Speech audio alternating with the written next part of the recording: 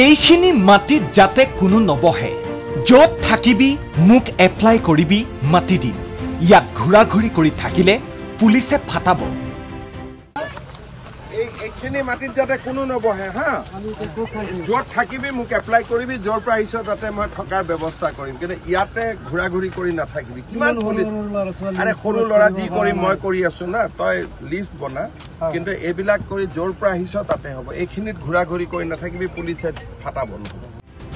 সোণাপুৰত উচ্ছেদিত লোকক সকিয়নি মুখ্যমন্ত্ৰী ডক্টৰ হিমন্ত বিশ্ব শৰ্মাৰ শ শ লোকক উচ্ছেদ কৰি প্ৰায় 1000 বিঘা চৰকাৰী ভূমি মুকলি কৰিছিল প্ৰশাসনে কিন্তু এনে একাংশ বেদখলকাৰী আজিও বৰ্তমান সোণাপুৰৰ কচুতলিত প্ৰায় 100 বিঘা ভূমিত এই স্থানলৈ স্থানান্তৰিত হ'ব অসম আৰক্ষীৰ 10ম আৰক্ষী বেটালিয়ন সেই স্থান পৰিদৰ্শন কৰিবলৈ গৈছিল খুদ মুখ্যমন্ত্ৰীক কাষতে পাই উজৰ আপত্তিলৈ আগবাঢ়ি আহিছিল একাংশ সুবিধা বুজি দুটাকৈ মৰমৰ থাপৰো দিলে মুখ্যমন্ত্ৰীয়ে বুজি পালি নাম কত তোৰ নাম কি দালাল বিলাকক তই ক'ৰ পৰা পাইছিলি আমি তাৰ মানে আমাৰ দেউতাই মাটি ৰাখিছিল ইয়াতে আজি দেউতাই মাটি ৰাখিছিল কিমান ঘৰ মানুহ ততে এই মছজিদ এটা ততে মছজিদতে বহি আছ এতিয়া মছজিদতে আছো ৰাস্তাৰ ওচৰতে আছো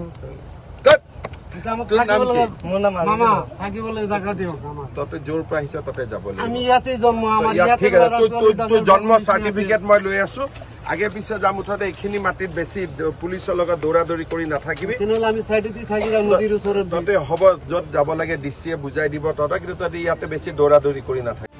দালালৰ উত্তৰ নাপায় মুখ্যমন্ত্ৰীৰ আকৌ প্ৰশ্ন তই কোন দালাল বিলাকে মাটি আনে আমি ইয়াতে ইয়াৰে মানুহ লোকেল মানুহে আমাক মাটি দিছিল আমি তো অনুকূলে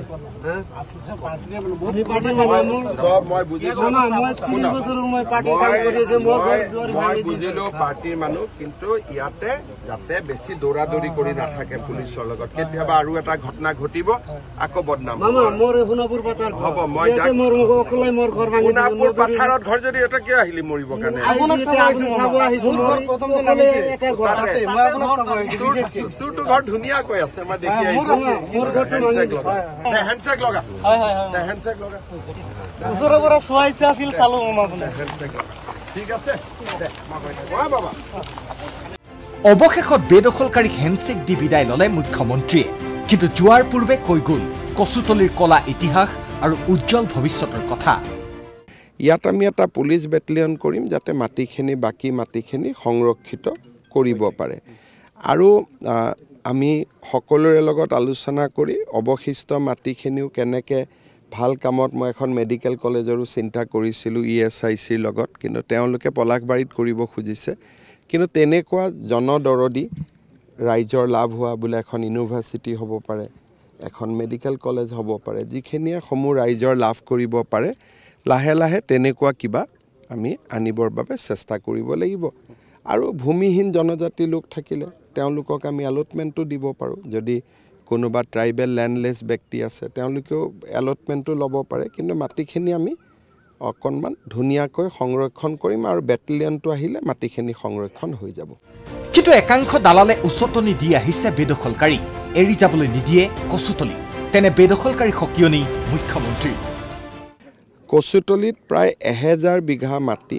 আমি এভিকশ্যন কৰি ৰাখিব পাৰিছোঁ কিন্তু ইয়াত কিছুমান মাটিৰ দালাল আছে বাৰে বাৰে মানুহখিনিক মাটি আনে গতিকে এতিয়া আমি মাটিৰ দালালখিনিকো NSAত আমি এৰেষ্ট কৰি ল'ম যদি এই ধৰণে ব্যৱস্থা কৰি থাকে কালি 2-3জন এৰেষ্ট হৈছে কিন্তু তেওঁলোকক দীঘলীয়াকৈ এৰেষ্ট কৰিব লাগিব সঁচাকৈ বচাব পৰা যাবনে কচুতলিৰ চৰকাৰী ভূমি মুখ্যমন্ত্ৰীৰ কথা শুনিবনে বেদখলকাৰীয়ে সেয়াহে আচল কথা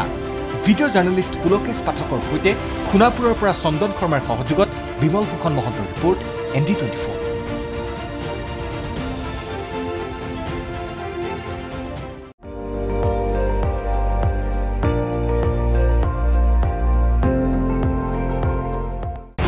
আপুনি চাই আছে ND24 সৰ্বশ্ৰেষ্ঠ নহয় সৰ্বোত্তমৰ দৌৰত